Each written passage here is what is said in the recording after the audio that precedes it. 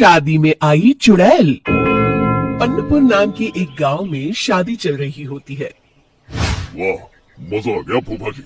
शादी में क्या खाना बना है, बाराती तो उंगलियां चाटते रह जाएंगे। हाँ, तुमने सही कहा, पनीर की सब्जी का तो कोई जवाब ही नहीं।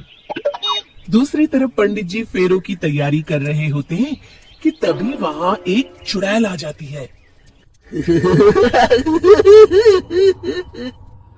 अरे मर गया रे, ये चुड़ैल यहाँ क्या कर रही है? अरे दिवाकर जी, ये आपकी कौन सी रिश्तेदार है? अरे मुझे क्या पता, क्या भाग्यवान, कहीं ये तुम्हारे मायके से तो नहीं आई है?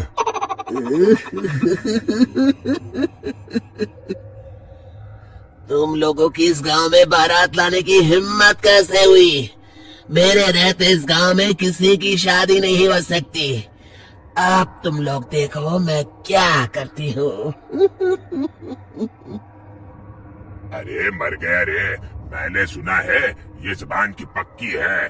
भागो रे भागो, वरना ये चुड़ैल किसी को नहीं छोड़ेगी।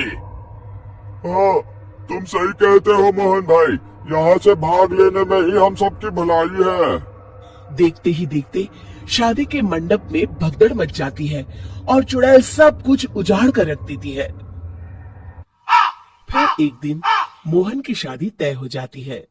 अरे भाई, अगले हफ्ते मेरी शादी तय हो गई है, लेकिन इस चुड़ैल की दहशत के मारे तो मेरे हाथ पैर कांप रहे हैं। अरे मोहन, तुम्हारा दिमाग तो खराब नहीं हो गया? तुम अपने साथ साथ हम सब गांव वालों को भी बलि का बकरा बनाना चाहते हो? उस चुड़ैल के रहते तुमने अपनी शादी के बारे में सोच भी कैसे लिया? देखो गोपाल, डर तो मुझे भी लग रहा है, लेकिन उस चुड़ैल के डर से मैं जिंदगी भर कुंवारा तो नहीं रह सकता। तभी वहाँ मोहन के होने वाले ससुर आ जाते हैं। अरे ससुर जी आप? देखो, अब तक मैं तुम्हारा ससुर बना नहीं हूँ और शायद बनूंगा भी नहीं। ये आप क्या कह रहे हैं? मैंने तो शादी का कोड भी सिलवा लिया है। मैं अपनी बेटी की शादी किसी अच्छे गांव में कराना चाहता हूँ। तुम्हारा गांव तो भूतिया गांव है। मैं तो क्या, अब तो कोई भी अपनी लड़की इस गांव वालों को नहीं देगा। इस तरह चुड़ैल के डर से उस गांव में किसी की भी शादी नहीं हो पाती। फिर एक दिन गांव के जमींदार अपनी बेटी की शादी करने का विचार करते हैं, लेकिन चुड़ैल के डर से उनकी भी हिम्मत जवाब दे देती है। अगर मेरी बेटी की शादी तय समय से नहीं हुई तो मेरी नाक कट जाएगी। मुझे कुछ करना ही होगा।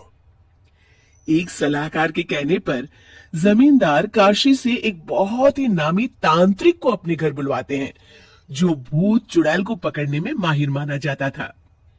जमींदार साहब, आप चिंता मत करिए। इस गांव की सीमा में प्रवेश करते ही मुझे उस चुड़ैल के बारे में सब पता चल गया था।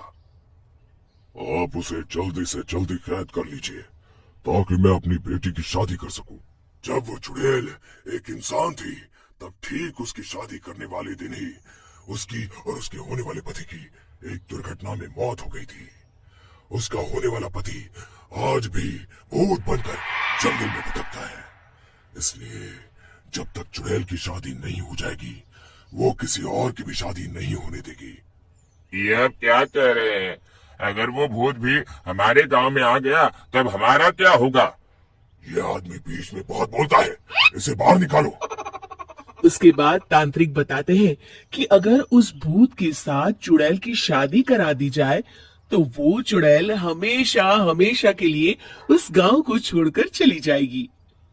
जमींदार साहब, आप अपनी बेटी की शादी की तैयारी शुरू कर दीजिए। मैं कुछ गांव वालों को अपने साथ लेकर उस भूत को ढूंढने जंगल की ओर जाता हूँ।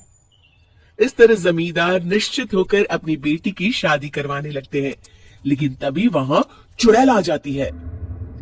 मैंने तुम गांव वालों को समझाया था ना कि इस गांव में कभी कोई शादी नहीं करेगा। लगता है तुम लोग मुझे हल्के में ले रहे हो। चुड़ैल जमींदार की बेटी को उठा लेती है।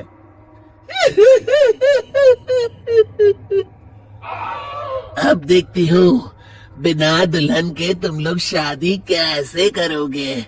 मैं इसे अपने साथ ले जा रही हूँ। छोड़ मुझे, पिताजी, मुझे बचाइए।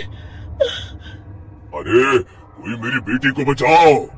तभी तांत्रिक उस भूत को लेकर वहां पहुंचता है। अरे भाग्यवान, रुको, इन मासूमों को परेशान मत करो, मैं आ गया हूँ, अब तुम मेरे साथ चलो। चुड़ैल बहुत खुश हो जाती है। आप आ गए, चलिए अब हम मंदिर में चलकर शादी कर लेते हैं। अरे अरे अरे अरे, ये क्या कह रही हो?